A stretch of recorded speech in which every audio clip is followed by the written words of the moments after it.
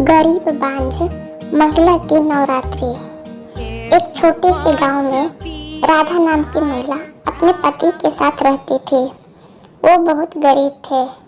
उनके पास एक गाय थी। राधा को अपना कोई बच्चा नहीं था। वह गाय को ही अपनी बेटी की तरह मानती थी। राधा गाय को प्रतिदिन अपने साथ जंगल में घास चराने ले जाती और शाम को वापस घर लौटते थे।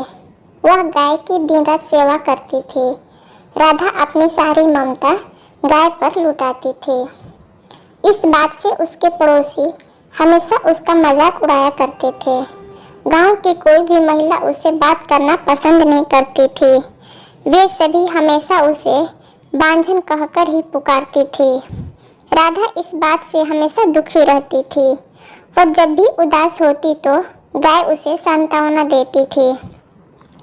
राधा माँ दुर्गा की परम भक्त थी। वह अपनी गाय के साथ हर रोज माँ के मंदिर में जाती और पूजा करने के बाद ही अन्न ग्रहण करती थी। नवरात्रि का समय आने वाला था। राधा भी अपने घर में पूजा की तैयारियों में लगी थी। वह हर वर्ष नवरात्रि में अपने घर कन्या भोजन का आयोजन करती थी। इस बार भी उसने वैसा ही किया। अष्टमी के दिन उसने कन्या भोज की सारी तैयारियां पूरी कर ली। इस बार उसने विभिन्न प्रकार के पकवान और कन्याओं को देने के लिए उपहार और चुनरी भी लाई। लेकिन कोई भी कन्या भोजन करने के लिए नहीं आई। वह जिससे भी कहती वह मना कर देता। देखते देखते शाम हो चली। वह पूरे दिन बिना खाए पिए कन्याओं का इंतजार करती रही। राधा उदास होकर रोने लगी। उसे रोता हुआ देख गाय जंगल की तरफ चली गई। थोड़ी देर बाद गाय 9 कन्याओं को अपने साथ लेकर घर के अंदर आई। अचानक कन्याओं को देख राधा खुश हो गई।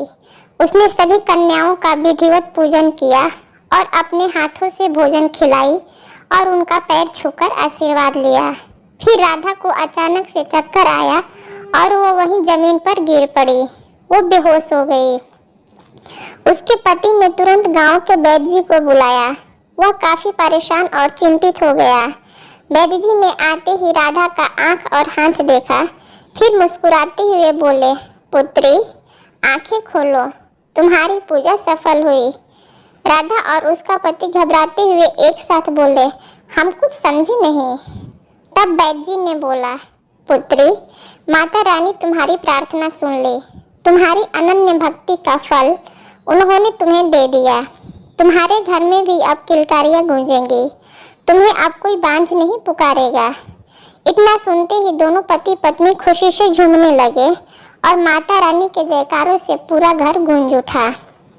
दोस्तों, एक बांझ महिला की मानसिक और सामाजिक स्थिति तथा उसके प्रति हमारे समाज की गलत सोच पर दर्शाई गई ये कहानी आपको कैसी लगी? आप भी अपने विचार हमें कमेंट में जरूर बताएं। फिर मिलेंगे एक और नई कहानी के साथ। तब तक के लिए धन्यवाद।